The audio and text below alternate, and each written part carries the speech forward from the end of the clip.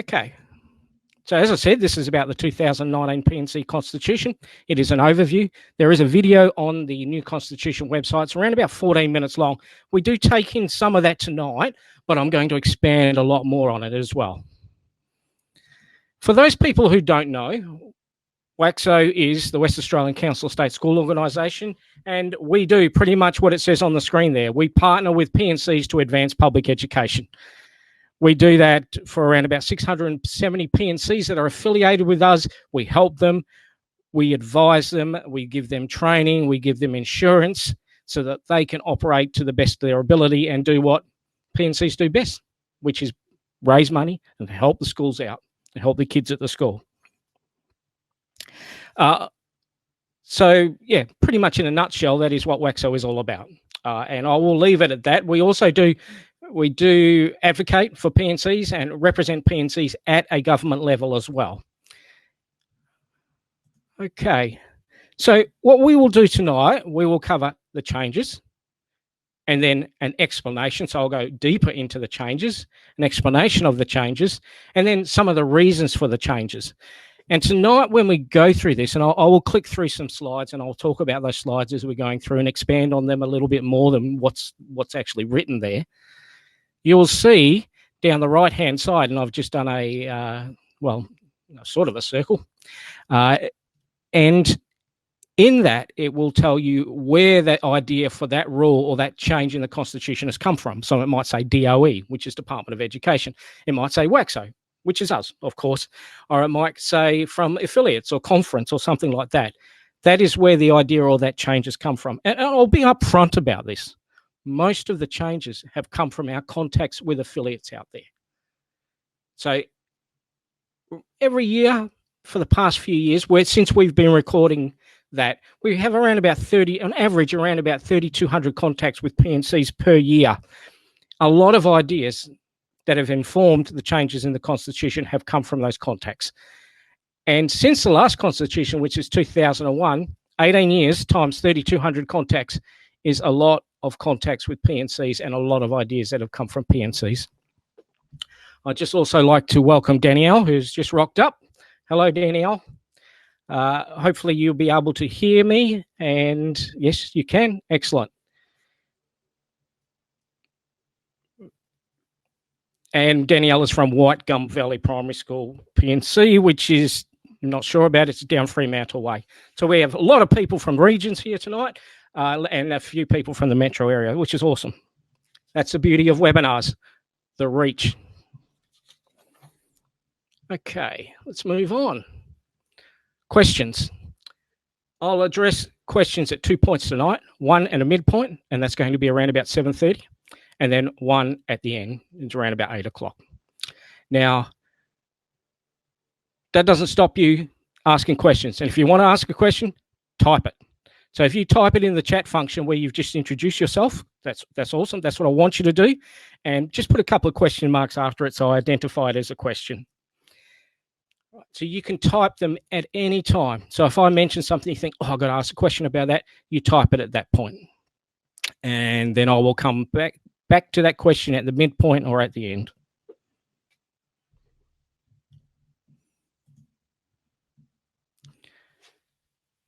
Okay, we do have a website which is totally dedicated to the new Constitution, which is called New Constitution and newconstitution.education.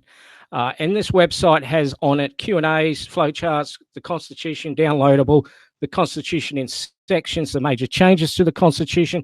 The Q&As, there's around about 160 Q&As on there. And we sat down with the staff and the state councillors and we thought, what questions are we going to be asked about this document?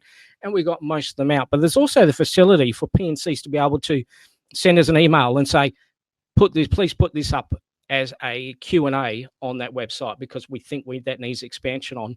And probably done about 10 of them so far, which is great. There's been about 15,000 hits on this website, which is wonderful.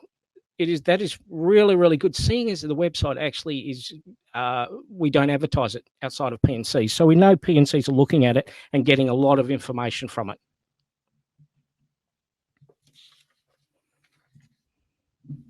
Right. Very, very brief. I'm not going to concentrate on this too much, but a little bit of history always helps. Former constitutions. Before 2001, P&Cs weren't necessarily incorporated. They didn't have to be. So constitutions were a bit higgledy-piggledy, hit and miss. You could have one or you didn't have to have one. And P&Cs at that time were not necessarily incorporated. They didn't have to be. But in 1999, the School Education Act mandated that P&Cs must be incorporated from that point on. So in 2001, we introduced a P&C Constitution, which is possibly the one you're working off now. And that Constitution, sorry, someone's just walked into the room. Okay. All right. In that Constitution, it basically stated what P&Cs had to do. And the P&C had to operate off that Constitution. That was for all P&Cs at that point. But that Constitution is now around about 18 years old. In 2012, we updated that Constitution a little bit for P&Cs. So those P&Cs that were incorporated after 2012 received one change to that Constitution, which was quite a significant change, but we didn't want to impose it on all constitutions at that point.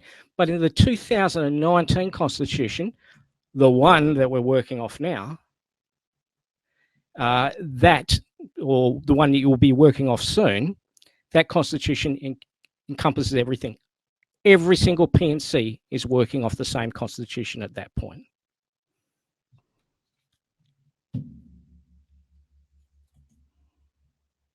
So the structure of the 2019 Constitution, well, it's structured in two parts. There is the rules, and then there is glossary. Rules, around about 16 pages of rules, and the glossary is around about 2.5 pages. And a glossary is great because we can actually take, instead of describing things within the Constitution, we can just take those words afterwards and flesh them out and give them meaning. And because it is actually part of the Constitution, that glossary has as much power as the Constitution.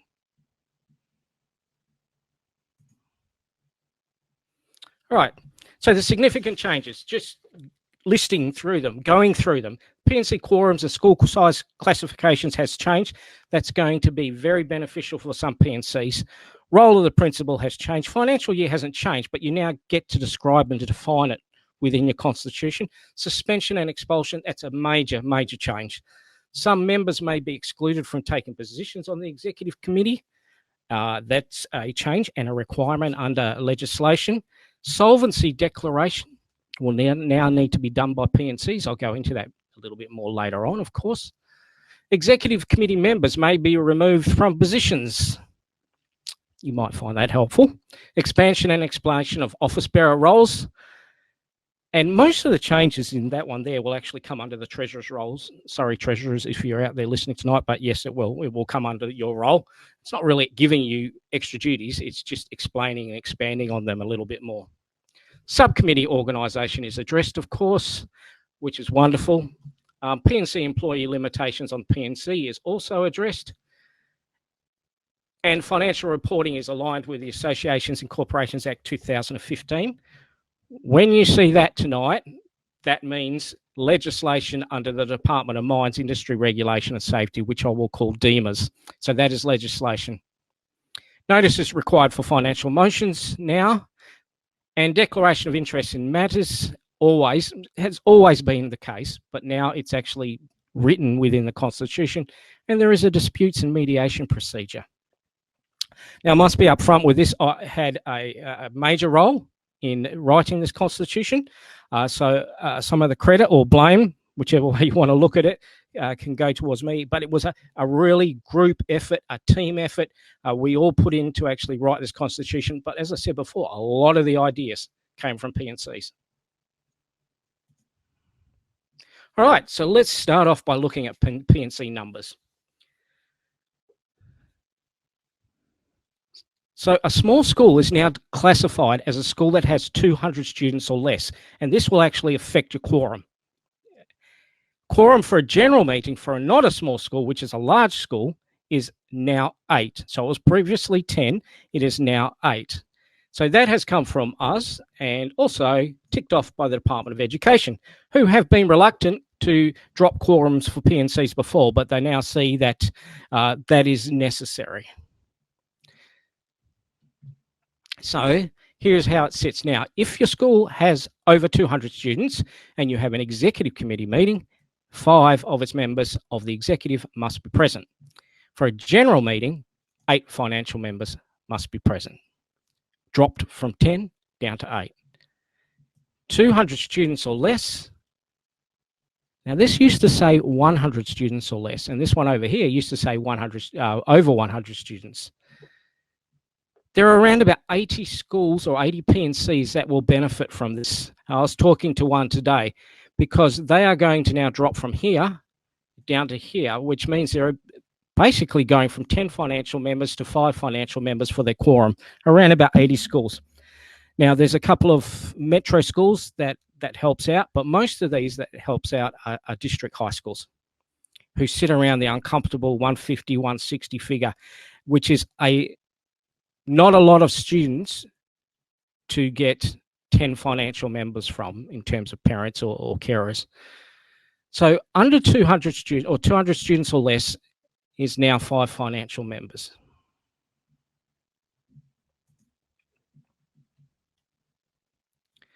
Okay, so the P&C now has the power to set the financial year, and they get to write the financial year on the actual constitution, and then they send it in to us with the financial year written on it already. You do have the power to change it, but I'm going to state right now, do not do it now. Don't change it now. It's going to complicate the process. And actually, it's not as simple as changing your financial year. You've had your financial year that you have operated off historically. Don't change it now. It can be done in the future. That's not an issue, but it is actually a long and quite an involved process. There's a lot of considerations, things you have to think about before you do that. So please use your current financial year when you're doing the documentation.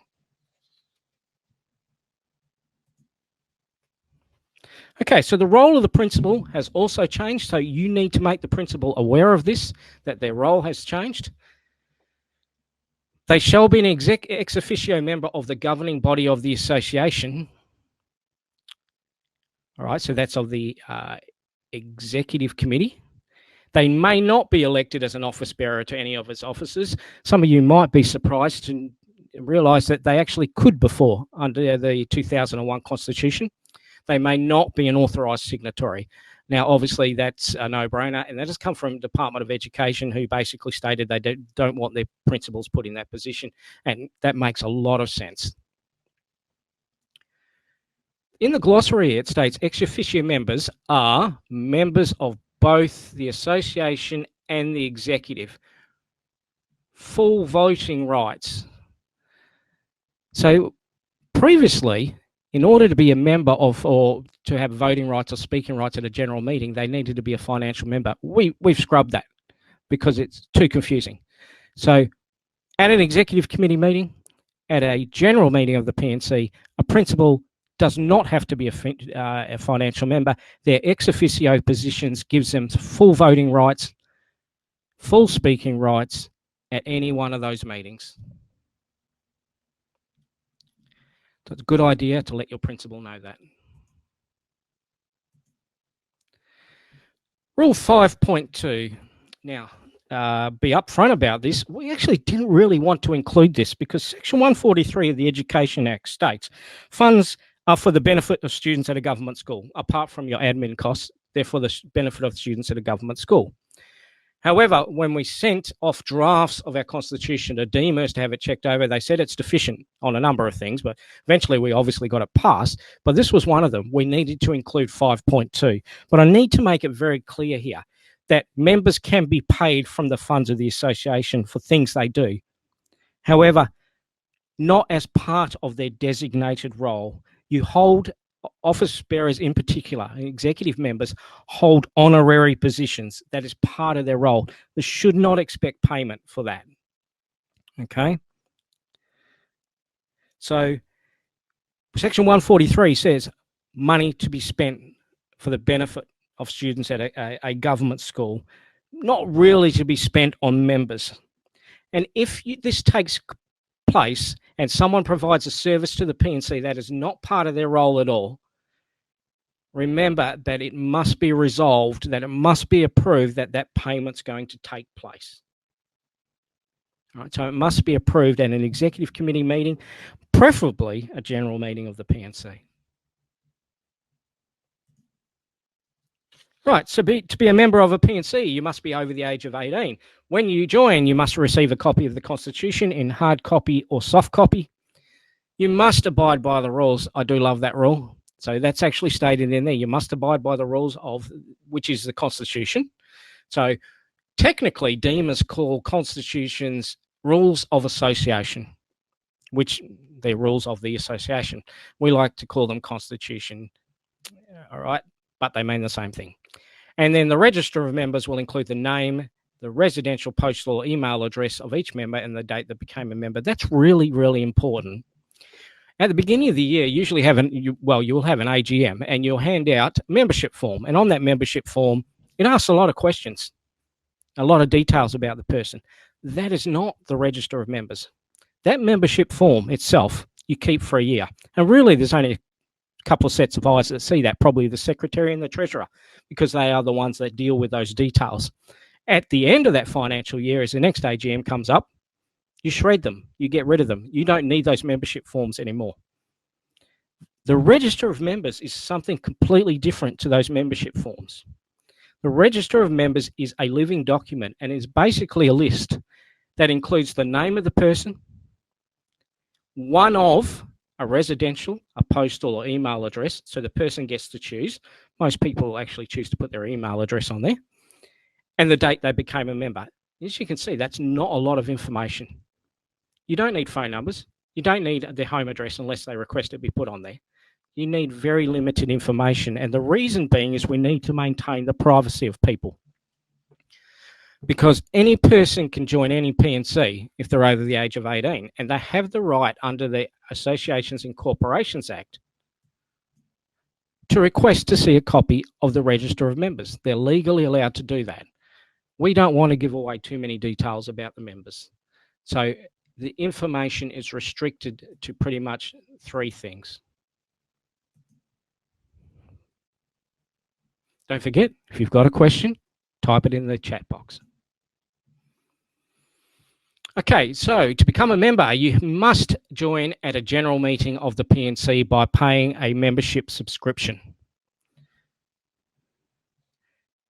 Sometimes P&Cs make a little bit of an error. They, at the beginning of the year, the book list or the schedule of fees and charges, they talk to the school about it, and on that there is a donation to the P&C, and which is wonderful. Great, donations are awesome. But sometimes P&Cs mistake that for being actually a membership. That is not a membership. Membership, in order to join a P&C, must be at a general meeting of the P&C. All right, so you actually have to turn up to join. The annual membership subscription, it is valid to the next AGM, and that's the rise of the AGM. So that's the end of the next AGM.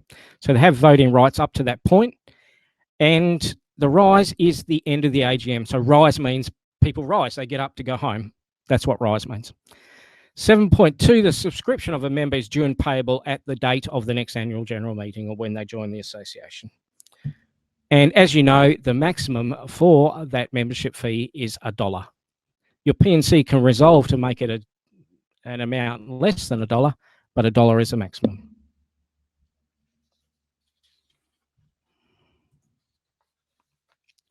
Suspension and expulsion, a controversial one, especially with some of the inquiries or some of the training sessions I've done so far. This is, hopefully it's not going to be too controversial, but I guess from some of the questions we've had so far, there's some P&Cs are already looking into this. But I will state, as I state to everybody, please try all the other options first. Sit down and talk to people. Have a meeting, have an executive meeting, have a coffee with them. Work out what is going on. But we also realise, and I've worked for WACSSO for 5 years, also realise that sometimes these things can't be fixed. And so a P&C needs a way to go. But this is not on a whim, all right? There has to be a real record of behaviour which is not consistent with the objects of the P&C. So Rule 9, the Executive Committee may decide to suspend a member's membership or to expel a member from the association if the member, 1, does not comply with the Constitution, and 2, acts against the interests of the P&C. Number 3, has been convicted of any offence deemed prejudicial to the interests of the association. Now, 1 and 2 in the Constitution are prefaced by the words, willfully and persistently. Willfully meaning intentional. You're doing it on purpose. Persistently means, well, not one-off. Persistently means it's regular, it's frequent. They're doing it all the time. That's what's happening. So willfully and persistently does not comply with the Constitution. Willfully and persistently acts against the interests of the P&C. Although the Executive Committee may decide to suspend, it still has to go to a general meeting or a special general meeting and requires a 75% majority by ballot vote for that person to be suspended or expelled from the P&C. So it's one of the few voting that actually requires 75% majority.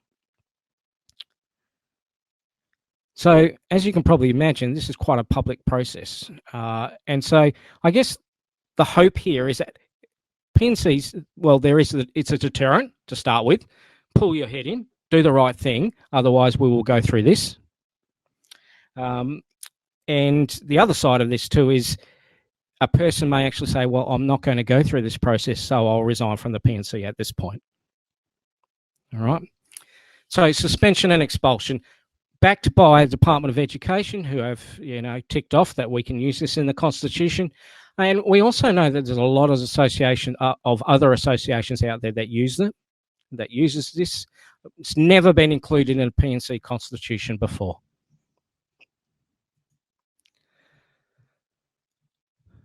Number 11, or Rule 11, I should say, an Executive Committee. You cannot be a member of the Executive Committee if you're convicted of certain offences in the last 5 years, which are detailed in the Constitution. So they are quite significant offences, or you're bankrupt or your affairs are under insolvency laws. Now, it's not up to the P&C to demand to see papers or records from people. On your Executive Committee nomination form, which also forms part of our P&C handbook, it has got a little tick box there, a disclaimer that hasn't happened to you. All right, but it's not up to the P&C to investigate each individual member to make sure that's not the case. All right, so it's self-declaration, really.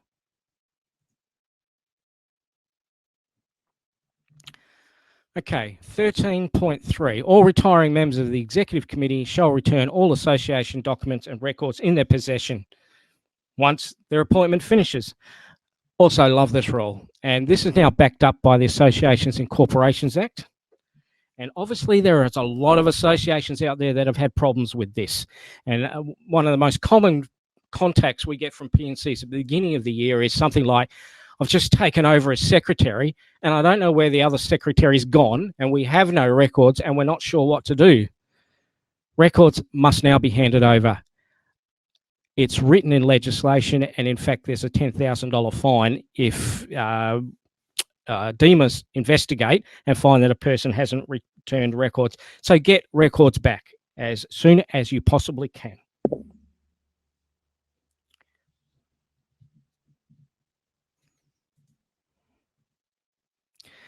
.3. So this is the Executive Committee, and I mentioned at the beginning that a person can be removed from the Executive Committee, and that is up to the Executive Committee. It's at their discretion. So they have to be absent from 3 consecutive meetings of the P&C, or they fail to perform their constitutional duties, and once again, willfully and persistently fail to perform their constitutional duties, which does happen. We do get phone calls from P&Cs with frustration about executive members not doing their jobs. But, everybody is volunteer. There's always a story behind it. Some things happen, so you do. As with suspension and expulsion, you sit down. You have a chat with them first. You find out what's going on. Use your common sense to start with.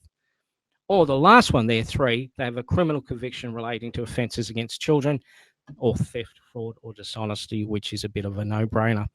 This has actually come from our WACSSO conference. So, and yes, 2011, that's a long time ago.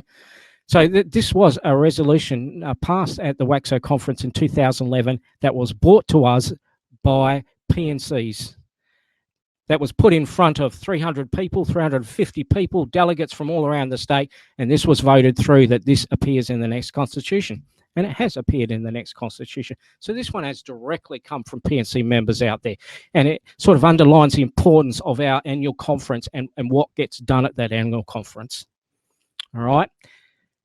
Just going back to this again, just saying, please make sure that you sit down with people, you find out what's going on. There's always a backstory to these things. Always a backstory. Please use your common sense.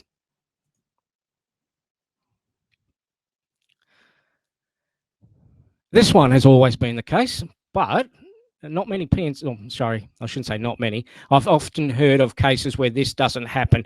And what can happen here is that the P&C is not seen as being transparent, and people can think there's a bit of a clique and there's a purple circle developing. If you have an executive committee meeting, your secretary takes minutes. Those minutes go to the next general meeting to be ratified. It's as simple as that. No secrets, no secret meetings. Everything is out there for people to see what happens. That one is from us, and that has come from P&Cs. Okay, office bearers. Most changes in the office bearer roles within the Constitution are to do with the Treasurer.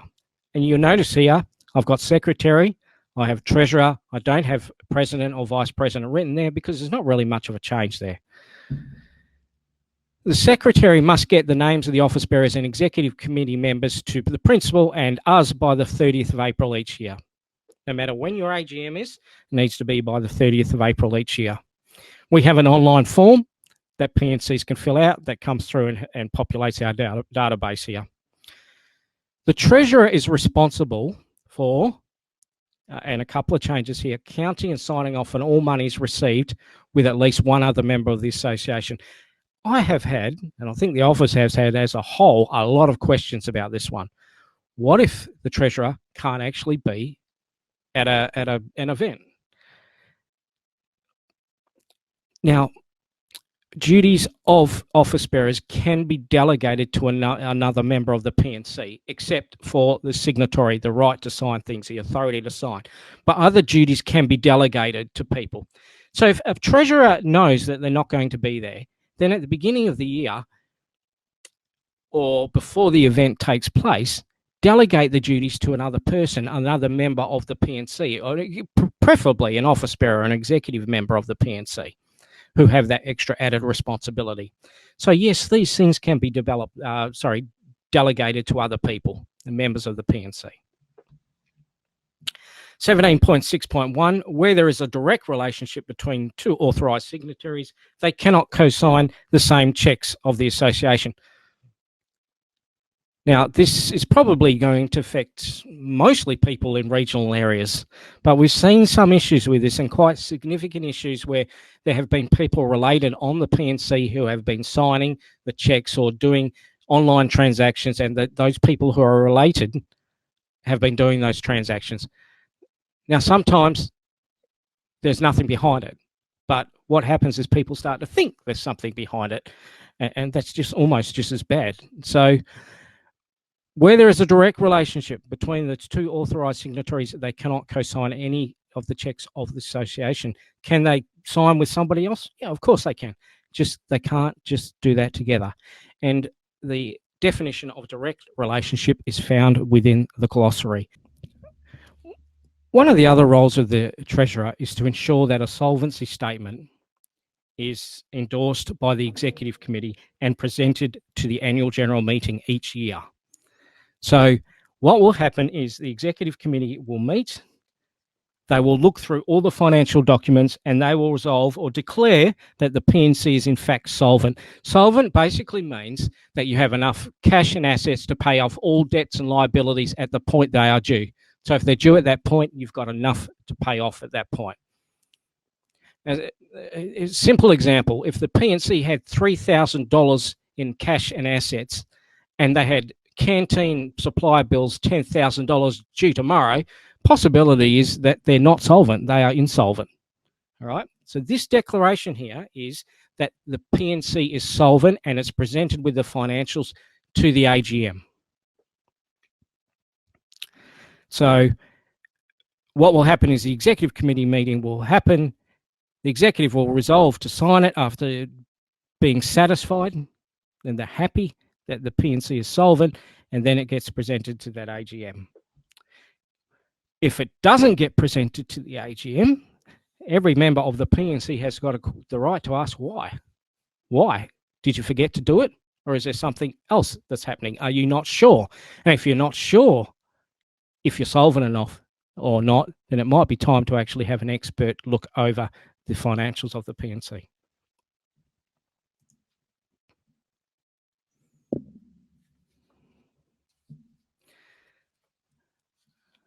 Okay, for the AGM, the Treasurer must also put forward all the annual financial statements, and for 17.10.2, which is this one, a copy of the report of the review or the auditor's report if it's required. Now, many of you will now know that P&Cs may not need to do an audit. I will go through that a little bit later. So this is if it's required or if the P&C has decided to do one.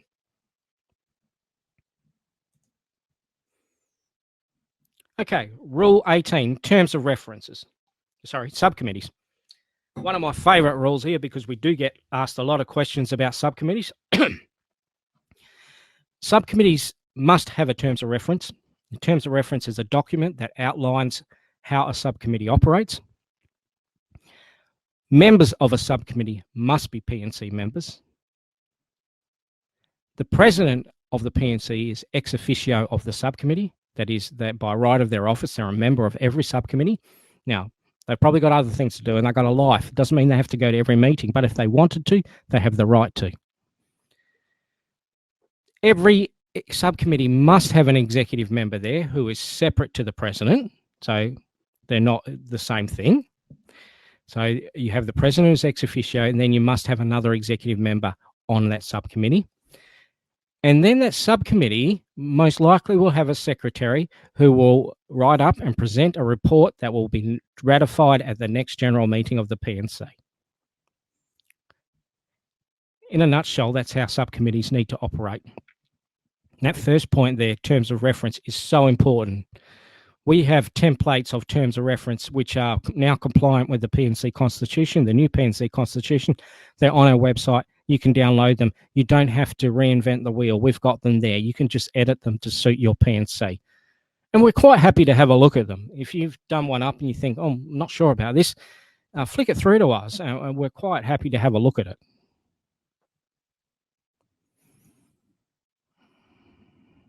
All right, Rule 19, directly following 18. Employees of the P&C, they cannot be on the executive committee of the P&C. We have seen this time and time again, and we've seen it go wrong. And of course, there is just a conflict of interest that is apparent there all the time. Now, they're not to be a signatory, of course, either. Well, they can't be on the office bearer and they can't be an executive committee member. So obviously they can't be a signatory, but we've put that in there. They can't employ staff. Can they play a part in the appointment process? Of course they can, but they can't actually just go out and directly employ staff off their own back. They can be a member of the P&C, and we want them there, of course. But when a matter before the P&C directly affects their area of employment, they must declare an interest. And later on, I'll go through what declaring interest is all about. And when they declare their interest, they must say to the secretary, can you please have that minuted that I've declared that? Therefore, you've got a permanent record that they've declared it. And they will be on a non-voting capacity on the subcommittee. That means that they don't vote at all. They are there on advisory capacity only.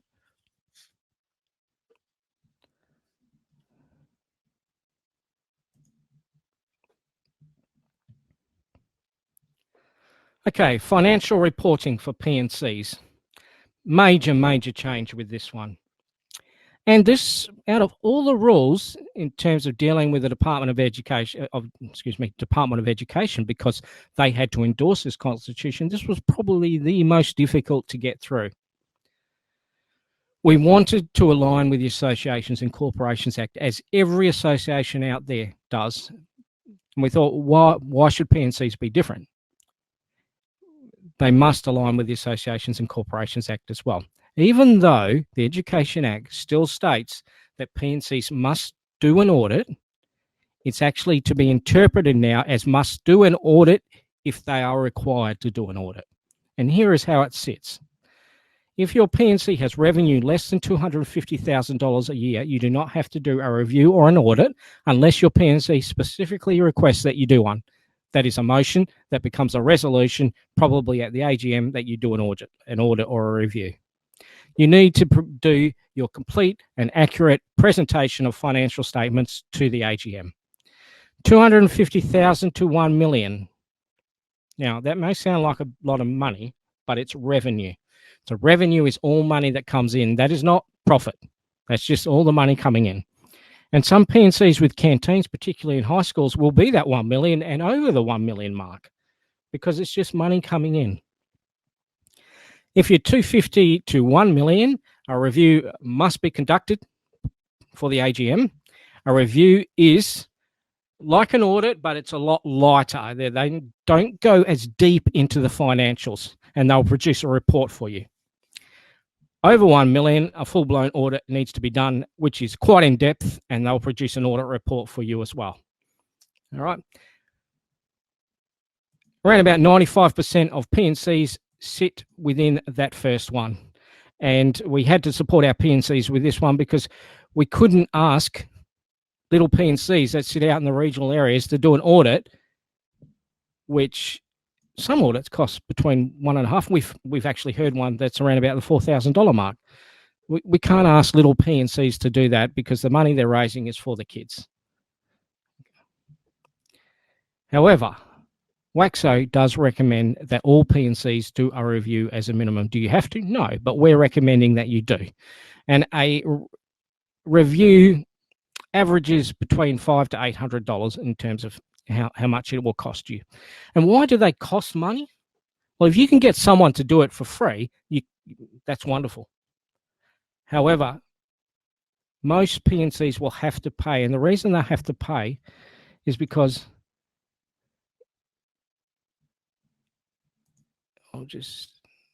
excuse me.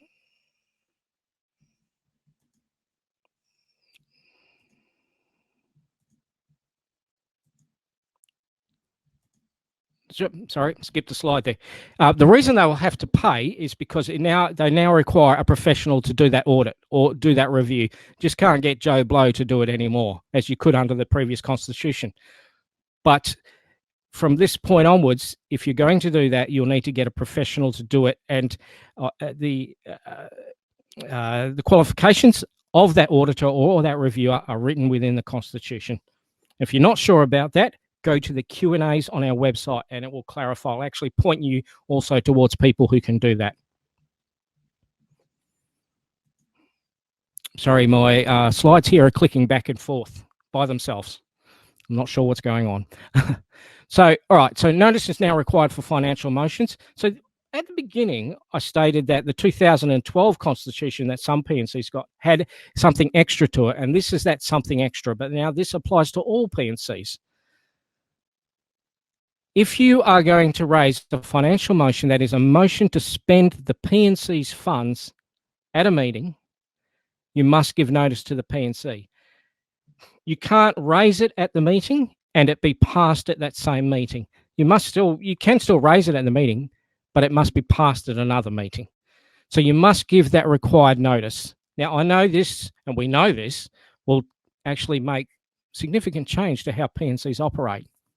But hopefully, what we want it to do is to make P&Cs operate better and to increase or enhance financial governance within P&Cs.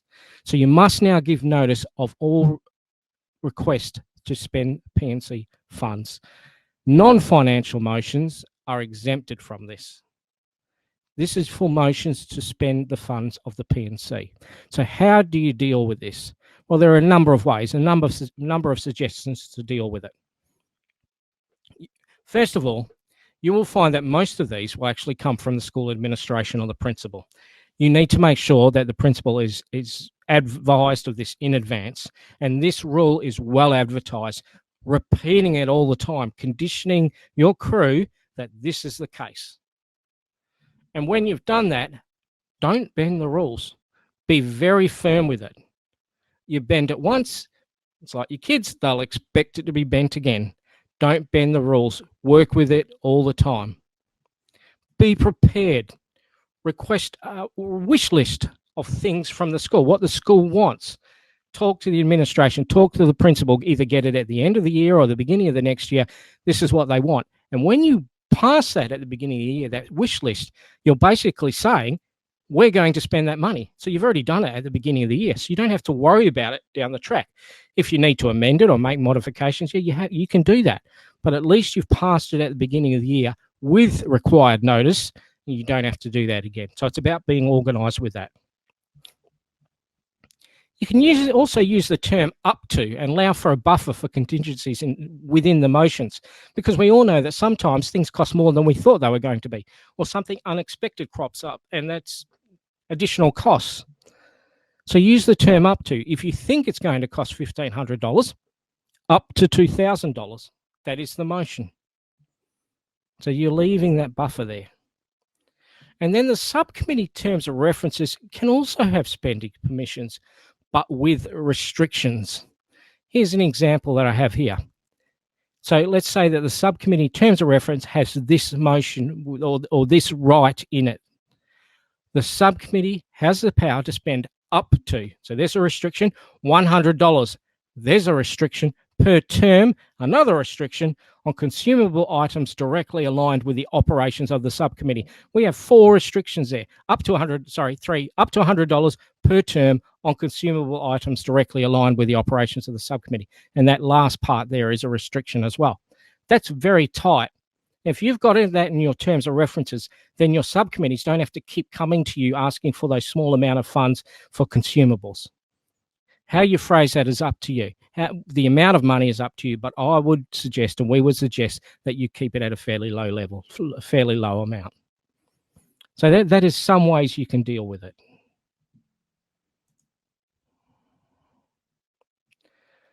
Okay, so proceedings at meetings, one of my favorite rules, 26.1. All decisions must be endorsed by the P&C. People cannot act independently. And we do see this quite a lot. Someone goes away, they go to Bali, they come back, they found a heap of things over there which are quite cheap, which would be great for a fundraiser.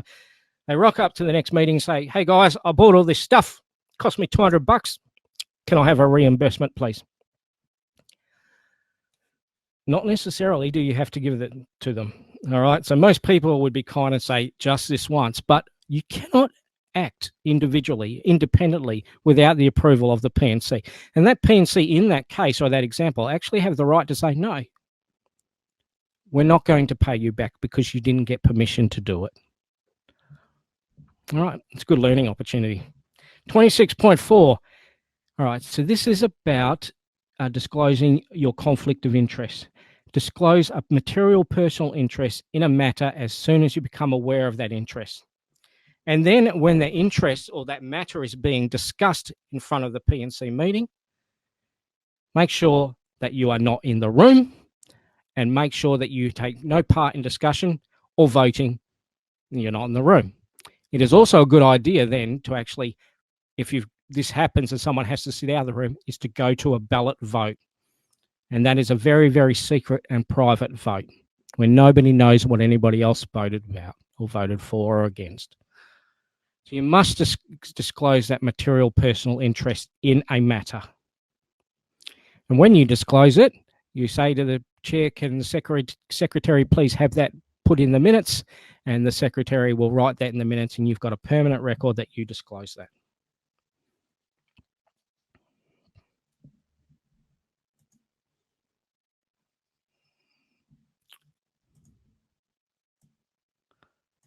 Okay, disputes and mediation. Now, I'm not going to go through Rule 28 in full because disputes and mediation procedure, Rule 28 is around about a page.